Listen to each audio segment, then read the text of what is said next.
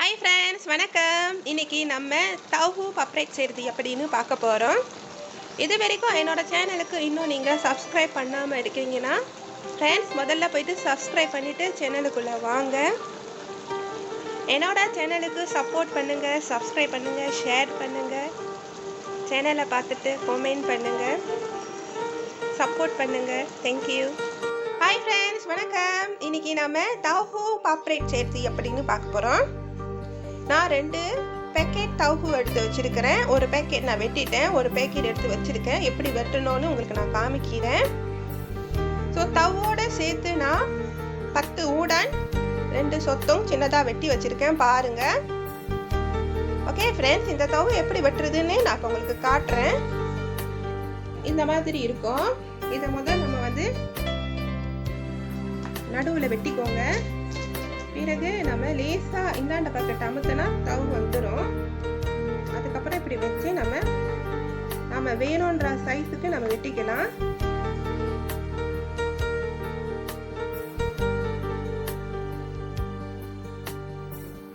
Holland வெங்காயம் 1, எலுமிச்சை பழத்தோட இலை 4, பூண்டு 4 பல் சின்னதாக வெட்டி வச்சுக்கோங்க. ஊசி மிளகாய் சோப்பு கலர் 4, ஊசி மிளகாய் பச்சை கலர் 4, செராய் 1 இடிச்சு வச்சுக்கோங்க. முட்டைக்கோஸ் கீரை தேவையான அளவு, கேரட் பாதி, இது ரெண்டையும் சின்னதாக வெட்டி எடுத்து வச்சுக்கோங்க. சோளா மாவு 2 கரண்டி, கிச்சா மானிஸ் 2 அல்லது 3 கரண்டி, சாஸ் சில்லி 2 அல்லது 3 கரண்டி, சாஸ் தீராம் 4 கரண்டி, 500 ml தண்ணி எடுத்து வச்சுக்கோங்க. உப்பு தேவையான அளவு. ஓகே ஃப்ரெண்ட்ஸ், வாங்க தௌஹு பப்ரிக் செய்கிறது எப்படின்னு பார்க்கலாம்.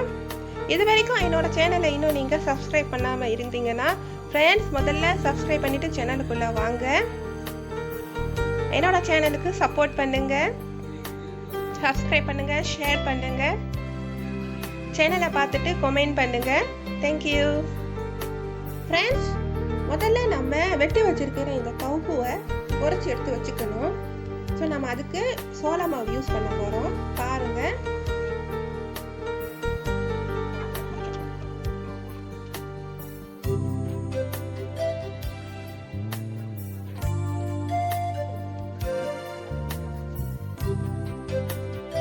பண்ணியாச்சு, பாருங்க, இது மாதிரி இருக்கணும். இப்போ இந்த தௌஹுவை பொரிச்சு எடுத்துக்கலாம். அது செய்யறது எப்படின்னு பார்க்கலாம். அளவு எண்ணெய் ஊற்றிக்கோங்க. பிறகு எண்ணெய் சூடேறிட்ட பிறகு நம்ம மிக்ஸ் பண்ணி வச்சிருக்கிற தௌவை ஒன்று ஒன்றா போட்டு பொரிக்கலாம்.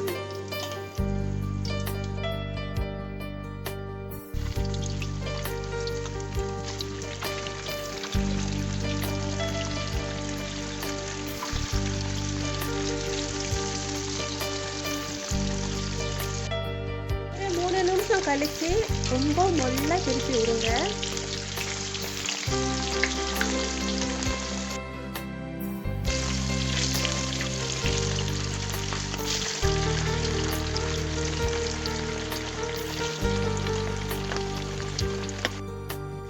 நல்லா ஒரு கோல்ட் கலர் வர்ற வரைக்கும் நம்ம பொரிக்கலாம். தவா பொரிச்சாச்சு, பாருங்க.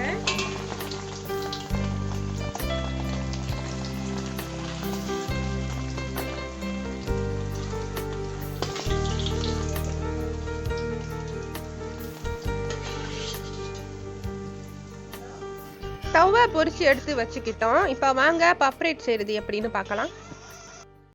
தேவையான அளவு எண்ணெய் ஊற்றிக்கோங்க. பிறகு எண்ணெய் சூடேறிட்ட பிறகு இந்த மங்கலம் உள்ள பொருட்களை ஒன்று ஒன்றா போட்டு வதக்கலாம். முதல்ல நம்ம இடித்து வச்சிருக்கிற செராயை போடுவோம்.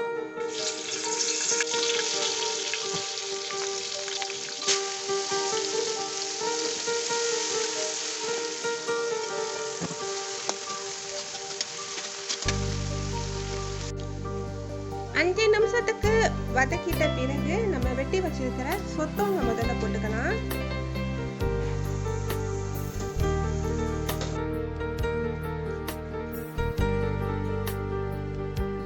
சொத்தோங்க போட்ட பிறகு நம்ம வெட்டி வச்சிருக்கிற முட்டைக்கோஸ் கீரையும் கேரட்டையும் போட்டு கிண்டி விடுங்க.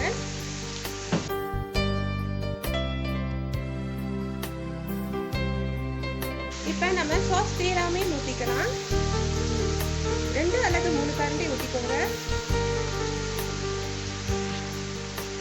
அதே போல சில்லி சாஸையும் ஊற்றிக்கோங்க.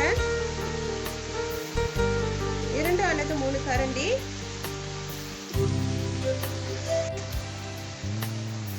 கிச்சாப் மானிஸ் 2 அல்லது 3 கரண்டி.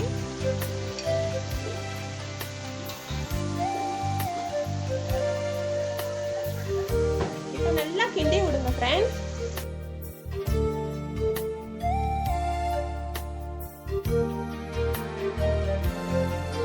தேவையான அளவு உப்பு போட்டுக்கோங்க.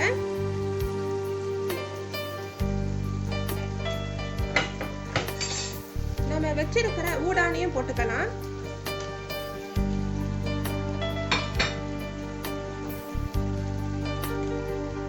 எலுமிச்சம்பழ இலையும் போட்டுக்கோங்க. நல்லா கிண்டி விடுங்க.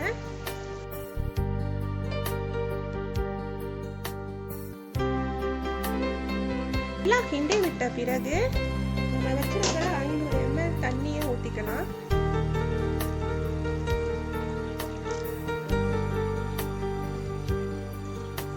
கிண்டி விடுங்க.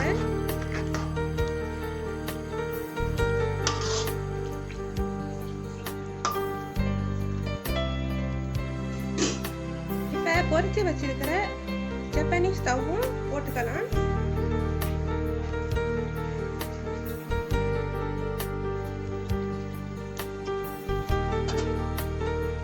போட்டுக்கிட்ட பிறகு ஒரு 5 நிமிஷத்துக்கு மூடி வைக்கலாம்.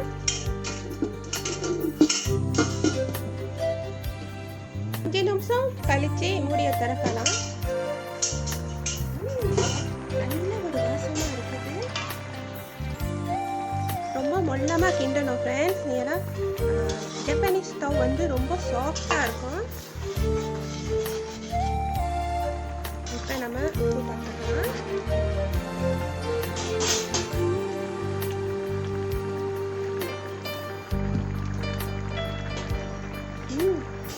ரொம்ப டேஸ்டியா இருக்குது. உரப்பு இருக்கு, இனிப்பு இருக்கு, எலுமிச்சம்பழத்தோட இலையோட வாசமும் இருக்கு. ரொம்ப டேஸ்டியா இருக்கு. கடைசியா நம்ம முட்டைய உடைச்சி ஊத்த போறோம். நம்மளுக்கு வேணும்னா நம்ம ஊத்திக்கலாம், இல்லைன்னா வேணாம். இப்போ இந்த முட்டையை எப்படி உடைச்சி ஊத்துறதுன்னு பார்க்கலாம்.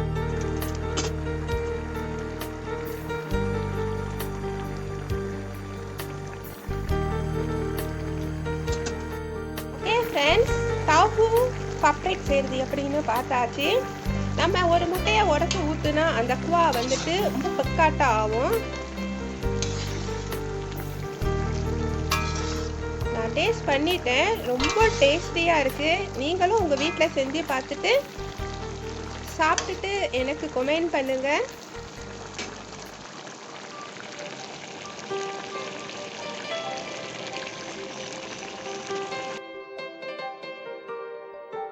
ஹாய் ஃப்ரெண்ட்ஸ், வணக்கம். இது வரைக்கும் என்னோட சேனலுக்கு சப்போர்ட் பண்ண எல்லாத்துக்கும் ரொம்ப நன்றி. இன்னும் நிறைய பேர் என்னோட சேனலை பார்க்குறீங்க, ஆனால் சப்ஸ்கிரைப் பண்ண மாட்டேங்கிறீங்க. ஸோ மேபி நீங்கள் மறந்துருக்கலாம். தயவு செஞ்சு என்னோட சேனலுக்கு சப்போர்ட் பண்ணுங்கள், சப்ஸ்கிரைப் பண்ணுங்கள், ஷேர் பண்ணுங்கள். ஓகே ஃப்ரெண்ட்ஸ், இது வரைக்கும் என்னோட சமையலை பார்த்த உங்களுக்கு மிக்க நன்றி. இது அனிதா அக்கா சமையல். என்னோட சமையல் உங்களுக்கு பிடிச்சிருந்துச்சுன்னா ஷேர் பண்ணுங்கள், கமெண்ட் பண்ணுங்கள், சப்ஸ்கிரைப் பண்ண மறந்துடாதீங்க.